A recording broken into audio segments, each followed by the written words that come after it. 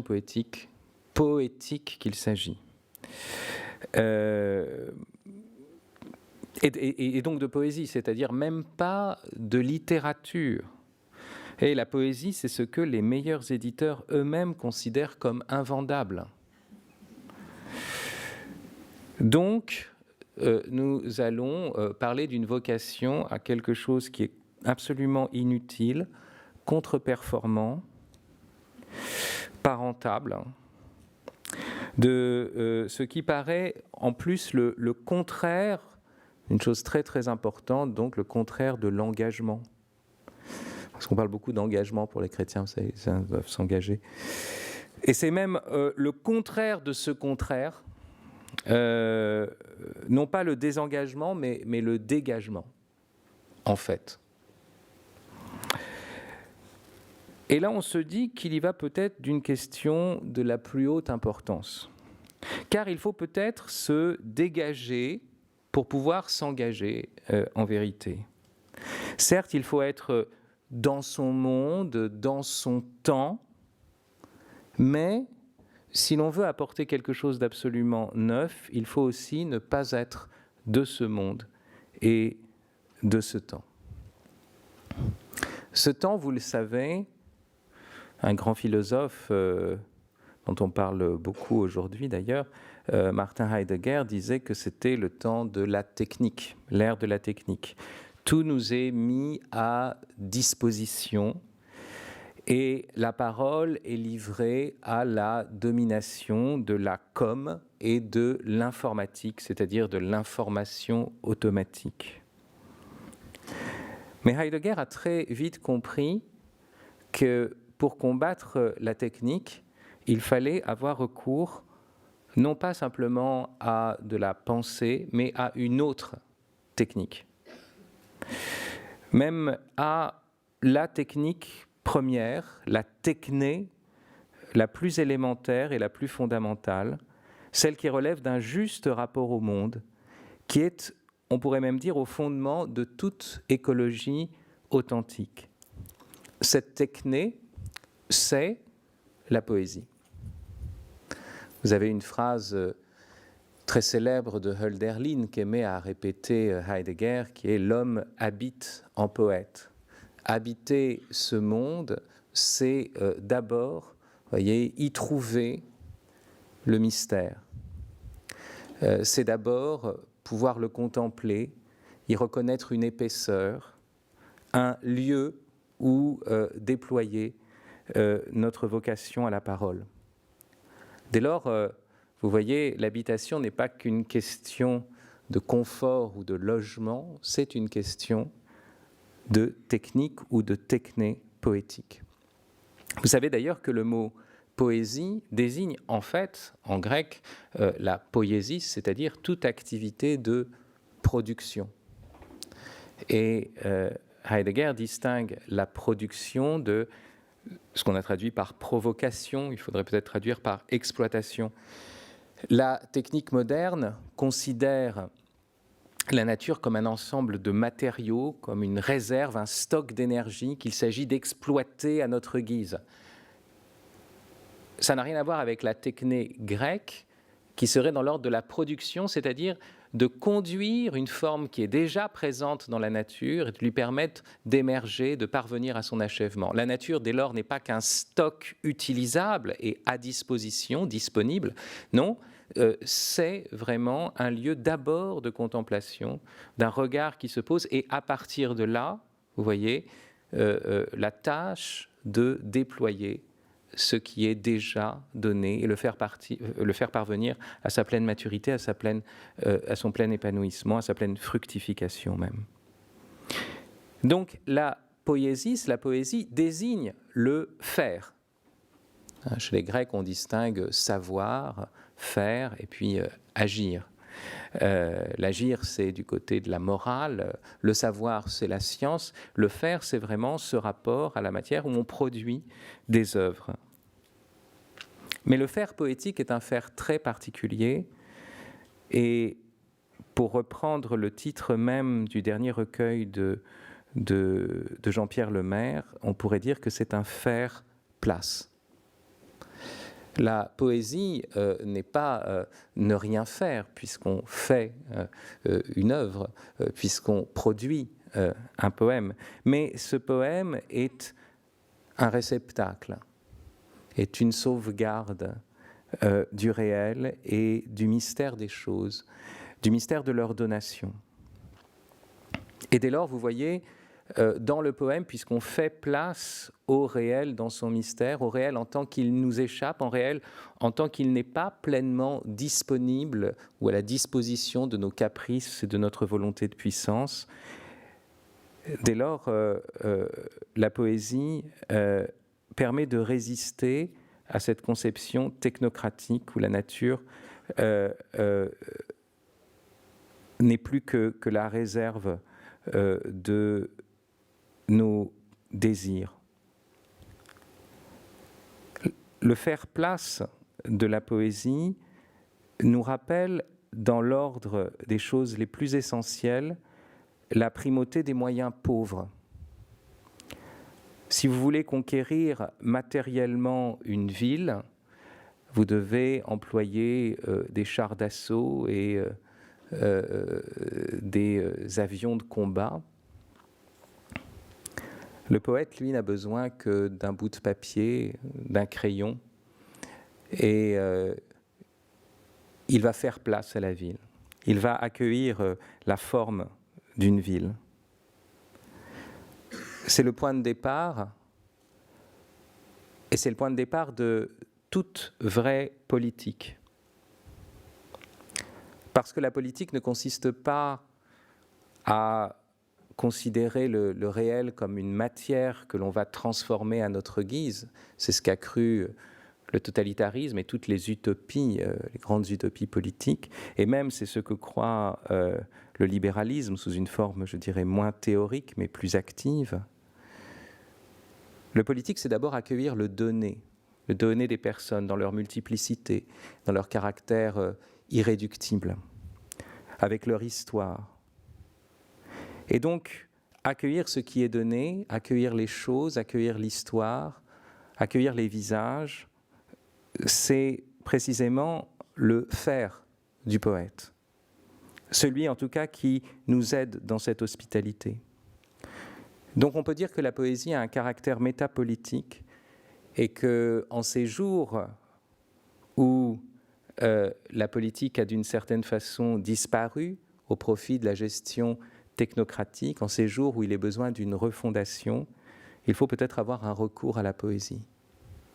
C'est d'ailleurs ce qu'ont très bien compris les veilleurs.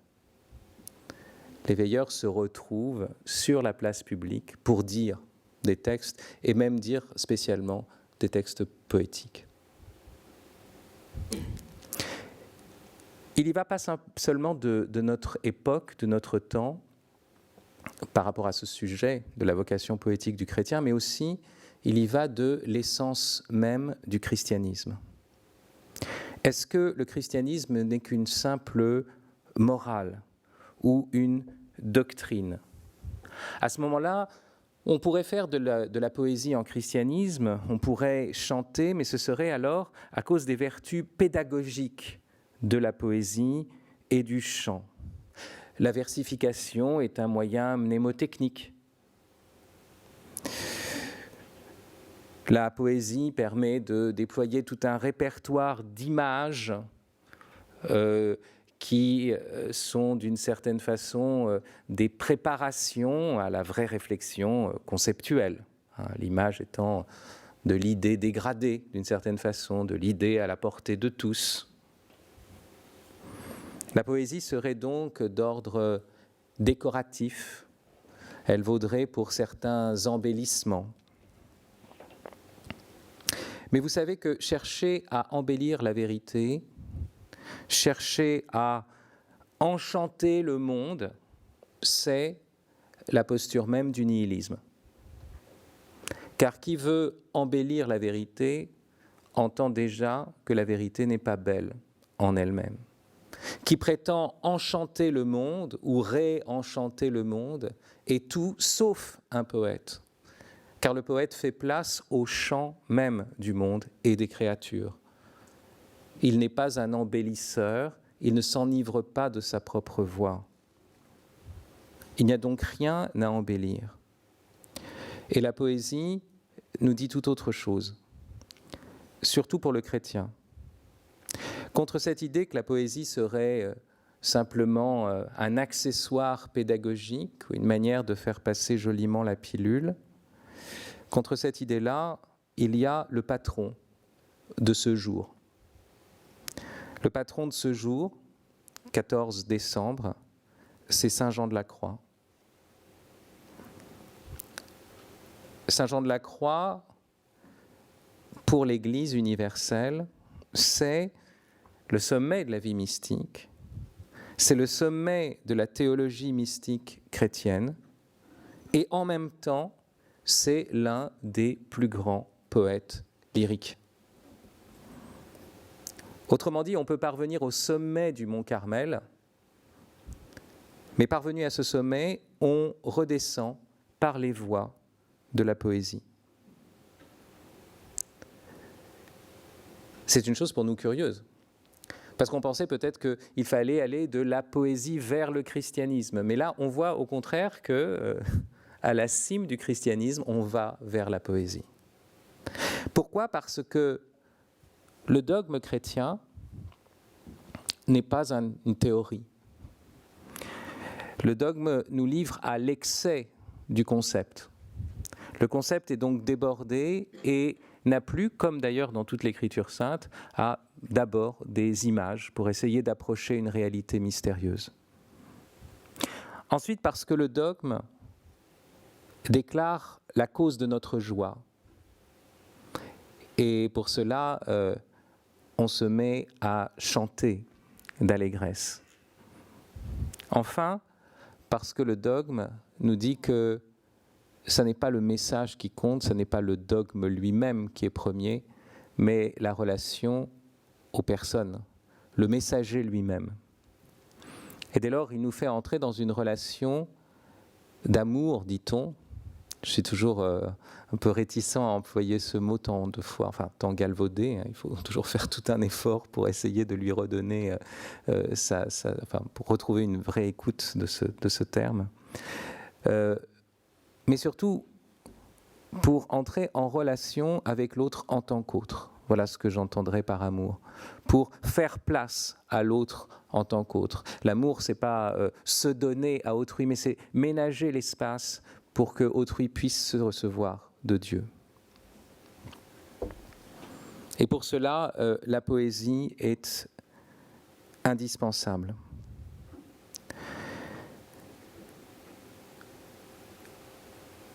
Certes, le christianisme exige encore plus radicalement que le faire poétique soit un faire place.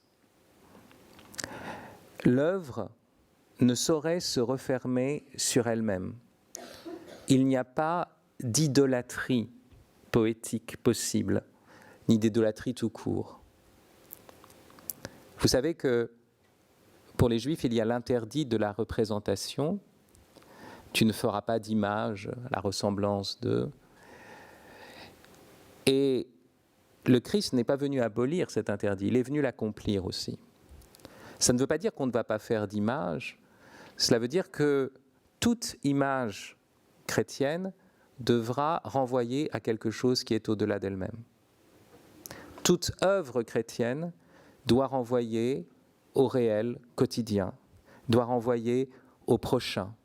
Quand j'ai dit que la poésie était indispensable, c'est surtout en tant qu'elle nous renvoie, non pas à l'activité de faire des vers, mais qu'elle nous renvoie au mystère des choses et donc à notre quotidien. Croire que la poésie se trouverait dans les textes uniquement qu'on va lire aujourd'hui, dans des lieux privilégiés, que la beauté est dans des musées où l'on paye à l'entrée, c'est manquer profondément à la poésie. Et les plus grands poètes savent que la poésie est d'une certaine façon hors d'œuvre. Elle est là pour dire la proximité avec l'autre en tant qu'autre, telle qu'elle est donnée tous les jours, telle qu'elle est donnée à chaque instant. Mais il y a autre chose liée à la poésie dans le christianisme, c'est qu'il y va de la vocation ultime des chrétiens. Vous le savez, les bienheureux sont appelés à célébrer. Et lorsque l'Écriture sainte en vient à parler de l'activité des bienheureux, elle en parle en termes de chant et de danse. C'est une chose qui était difficile à penser dans l'utilitarisme spiritualiste de notre temps. Difficile à penser à une époque, dans une société où nous ne savons plus chanter ensemble à table, à la fin des repas, comme cela se faisait si facilement autrefois, où il n'y a plus non plus de fêtes de village avec des danses collectives, où chacun, les enfants, les vieux, prenaient un instrument comme ça, et voilà, comme dans une noce, tout le monde était emporté dans la farandole. L'utilitarisme contamine les chrétiens, et il est certain qu'il faut avoir le souci du salut des âmes.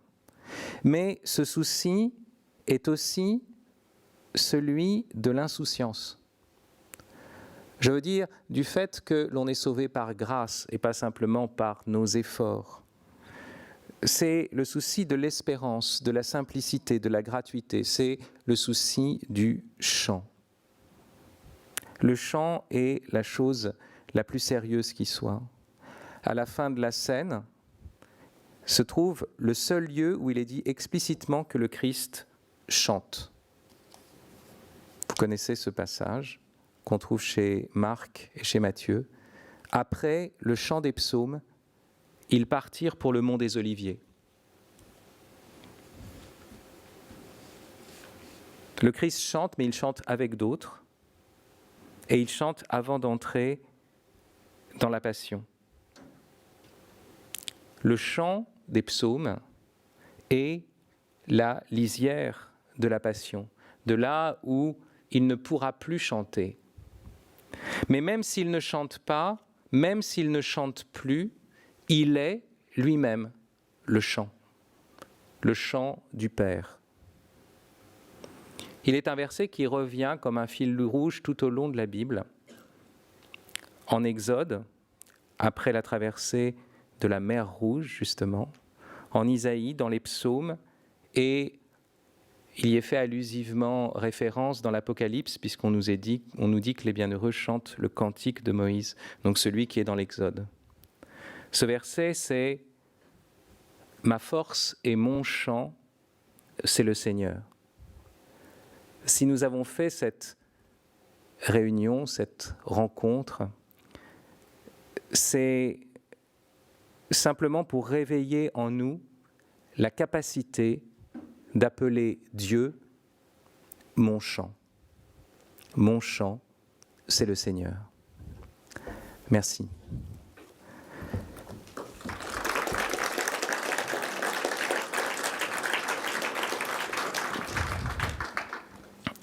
Alors, je vais appeler sur scène nos trois invités, Jean-Pierre,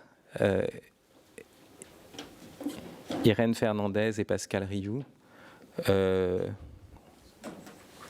va essayer de mettre...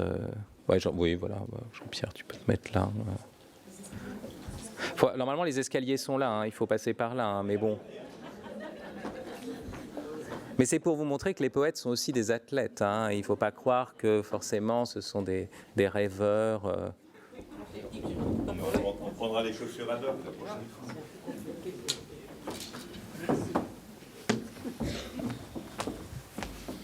Allez-y.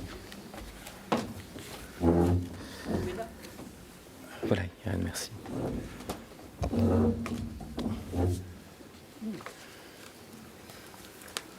Je ne sais pas si l'élégance voudrait qu'Irène parle en premier ou à la fin, non ? Mais il n'y a pas moyen de baisser un peu ces... On peut peut-être baisser un peu les lumières, oui. Vous n'avez pas l'habitude d'être sous les projecteurs. Pas aussi vigoureux.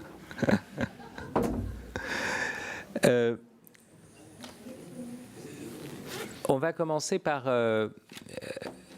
par une rencontre avec Jean-Pierre Denis, que vous connaissez, en fait que vous connaissez mal, puisque sa notoriété ne fait qu'accumuler les malentendus autour de lui. On le connaît comme directeur de La Vie. Enfin, l'hebdomadaire La Vie, voilà, c'est mieux, c'est plus modeste comme titre. Et je dois vous avouer, parce que je connais Jean-Pierre depuis quelque temps, et je l'ai connu d'abord comme directeur de l'hebdomadaire La Vie, que lorsqu'il m'a donné son premier recueil de poésie, j'ai été très embarrassé. Parce que je me suis dit que c'était un journaliste qui se piquait de faire des vers, comme il y en a certains. Et j'ai eu une sorte de soupçon. Vous voyez, quand vous êtes connu voilà, sous une certaine apparence, eh bien, on a du mal à croire autre chose. Et puis j'ai lu ce recueil qui s'intitule « Dans l'éblouissant oubli ». Et notamment, à la fin, il y a un poème, Ceux-là, qui m'a complètement bouleversé. Et c'était un des plus beaux poèmes que j'avais lus ces dernières années. Pourtant, je lis beaucoup de poésie. Et là, j'ai immédiatement écrit à Jean-Pierre. Et voilà, je ne savais pas trop quoi lui dire. Mais enfin, j'ai dit, mais en fait, tu es un imposteur. Et puis je me dis, comment fais-tu pour être journaliste, éditorialiste, si tu es aussi poète? Alors ça m'a inquiété, je me suis dit qu'il devait beaucoup souffrir. Voilà. Donc, je suis très heureux qu'il soit ici aujourd'hui. Et on va commencer par lire un poème de lui, qui est un poème inédit, qui s'intitule « La leçon inachevée ». Je lui ai demandé si je devais choisir ou s'il avait quelque chose à me proposer. Puis je lui ai dit peut-être quelque chose qui n'a pas été publié encore. Et donc il m'a envoyé ce poème sur la parole et j'ai trouvé que c'était une bonne introduction parce que, vous verrez, ce poème parle d'Émile Benveniste. Alors je me dis, peut-être pour certains d'entre vous c'est complètement obscur, mais Émile Benveniste est un des plus grands linguistes français, et donc celui qui a en premier lieu un rapport scientifique à la parole, à la langue. Et tout ce poème est une sorte de commentaire d'une affirmation d'Émile Benveniste, donc d'un scientifique, mais qui montre que, comme si la science avait un soubassement, ou comme si la science n'épuisait absolument pas le réel, mais au contraire se fondait sur autre chose, qui est justement le fait qu'il y a un réel, le fait que le réel est donné, et que cette donation du réel reste quelque chose d'extrêmement mystérieux et qui échappe complètement à l'investigation scientifique comme telle. Donc voilà, on va lire ce poème, et puis après, donc, Jean-Pierre prendra la parole, comme on prend la mer, pour nous dire quelques mots sur cette question de la vocation poétique du chrétien. C'est Sifrène Adjadj, donc c'est ma femme, mais c'est pas parce qu'elle est ma femme qu'elle va lire le poème. C'est même pas du népotisme, parce que c'est pas ma nièce, hein, même si elle fait très jeune comme ça. Mais c'est parce qu'elle est comédienne et que je l'ai connue comme comédienne avant. Elle était comédienne même avant que je ne la rencontre. Hein. Et puis maintenant, elle est comédienne à la maison. Merci.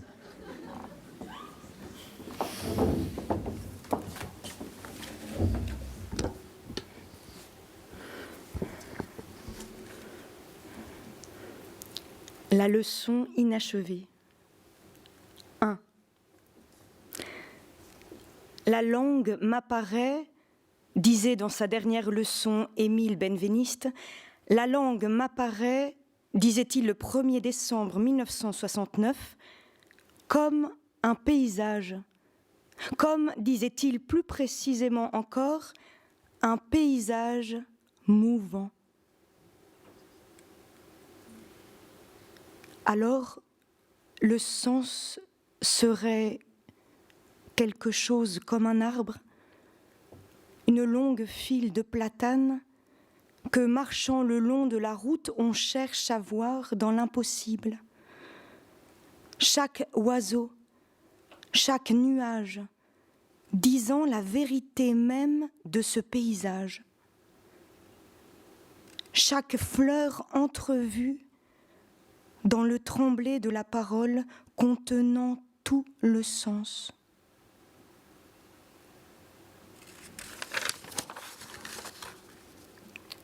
Deux. La langue m'apparaît comme un paysage mouvant, disait Émile Benveniste 5 jours à peine avant de perdre la parole. Un long silence blanc, comme un paysage saisi dans l'immobilité neigeuse. Sous un tel poids, la vie ensevelie des mots, frappée d'interdits, se terre. La langue m'apparaît comme ce qui disparaît sans sommation aucune, l'épuisant effort de dire ce peu qui reste à dire dans le mouvant de l'existence. La langue m'apparaît comme ce que l'on ne pourra jamais dire, l'indicible même.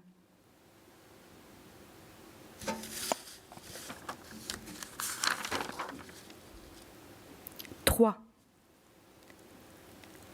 La langue m'apparaît, disait Émile Benveniste en décembre 1969.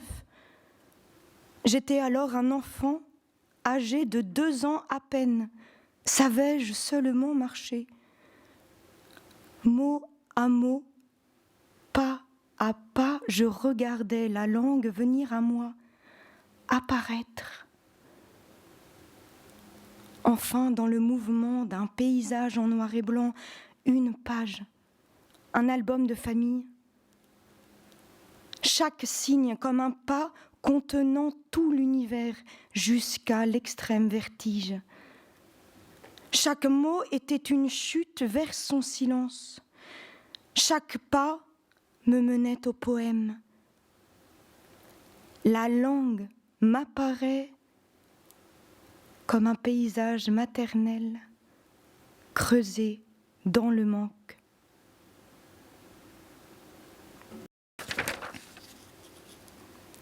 Quatre. La langue, disait Émile Benveniste, m'apparaît comme... La parole alors serait un poème, une annonciation, l'inouï qui survient de l'invisible, ce qui prend corps dans le visible. Mais beaucoup d'hommes ne peuvent rien distinguer dans ce paysage mouvant.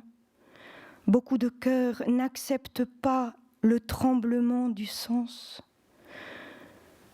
Si le monde leur est mouvant, c'est comme du bruit confus et désarticulé. Ils ne peuvent accueillir la langue apparue dans le flou du réel.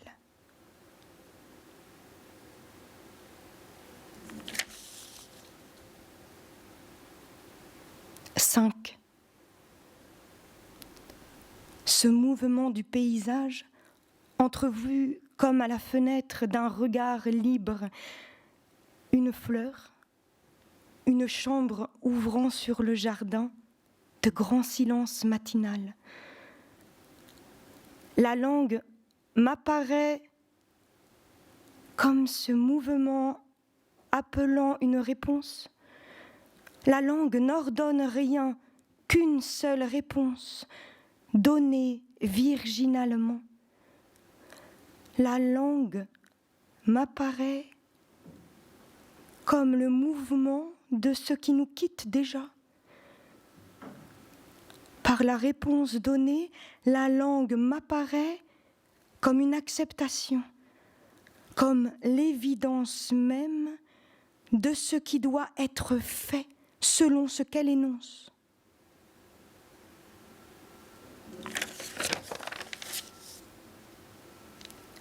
6. Comme un paysage, dans un monde sans haies où nul ne peut se cacher.